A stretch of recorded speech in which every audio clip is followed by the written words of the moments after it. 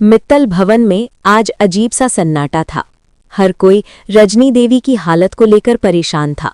अस्पताल का कमरा मशीनों की आवाज से गूंज रहा था। दोस्तों, अगर आप राध्या का साथ देना चाहते हैं तो वीडियो को लाइक करें और चैनल को सब्सक्राइब जरूर करें ताकि कोई भी अपडेट आपसे मिस ना हो। और परिवार के चेहरों पर चिंता साफ दिख रही थी, लेकिन इस चिंता के पीछे कुछ लोगों के मन में अलग ही खेल चल रहा था।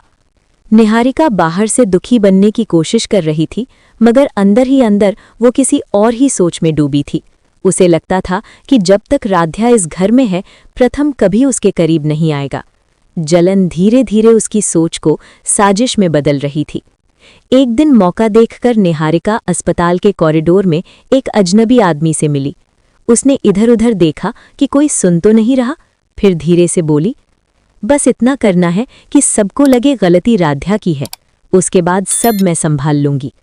उस आदमी ने पैसे लेकर सिर हिला दिया और चला गया। निहारिका के चेहरे पर हल्की मुस्कान आ गई।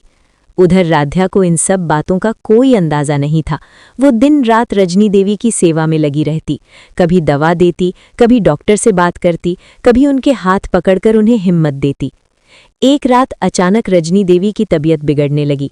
मशीनें तेज आवाज करने लगी, कमरे में हड़कंप मच गया। राध्या घबरा गई, लेकिन उसने हिम्मत नहीं छोड़ी। उसने तुरंत नर्स को बुलाया और डॉक्टर आने तक उन्हें संभालने की कोशिश करती रही। इतने में परिवार वाले आ गए। किसी ने आधा सच देखा, किसी ने कुछ और समझ लिया। दादी गुस्से में बोली, हर बार कुछ न कुछ इसी लड़की के आसपास क्यों होता है। निहारिका ने भी मौका नहीं छोड़ा। मैंने तो पहले ही कहा था, इस पर भरोसा मत करो। राध्या की आंखों में आंसू आ गए, पर उसने कुछ नहीं कहा। तभी डॉक्टर पहुंचे। उन्होंने सबको बाहर किया और जांच की। कुछ देर बाद बाहर आकर बोले, घबराने की बात नहीं है, समय पर ध्यान दिया गया, इसलिए स्थिति संभल गई। जो देखभाल की गई वो सही थी। सब चुप हो गए, माहौल बदल गया। अब सबकी नजरें झुक चुकी थीं। प्रथम आगे आया। उसने राध्या से कहा, हमें माफ कर दो, हमने तुम्हें गलत समझा। राध्या ने बस इतना कहा, मैंने वही किया जो इंसानियत कहती है। लेकिन निहारिका अंदर से जल उठी। उसकी योजना फिर नाकाम हो गई थी। उस रात उसने तय किया, अब खेल बड़ा होगा। वो ऐसा जाल बिछाएगी जिसमें राध्या खुद ही फंस जाए। उधर दादी भी राध्या के खिलाफ थीं। उन्हें लगता था कि घर की शांति उसी की वजह से बिगड़ रही है। इसे इस घर से जाना ही होगा, दादी ने मन में ठान लिया। लेकिन अब कहानी मोड़ लेने वाली थी। अगले दिन अस्पताल का एक स्टाफ सदस्य प्रथम से मिला।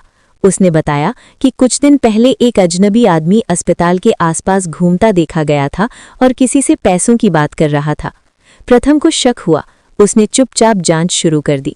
धीरे धीरे सच के धागे जुड़ने लगे। अब बड़ा सवाल ये है कि क्या प्रथम सच तक पहुंच पाएगा? क्या निहारिका की साजिश सामने आएगी या राध्या एक बार फिर मुश्किल में फंस जाएगी? दोस्तों, वीडियो को लाइक करके चैनल को सब्सक्राइब करें ताकि ऐसे ही अपडेट्स सबसे पहले आप तक पहुंचे। राध्या के सपोर्ट के लिए कमेंट में ई सपोर्ट राध्या जरूर लिखें।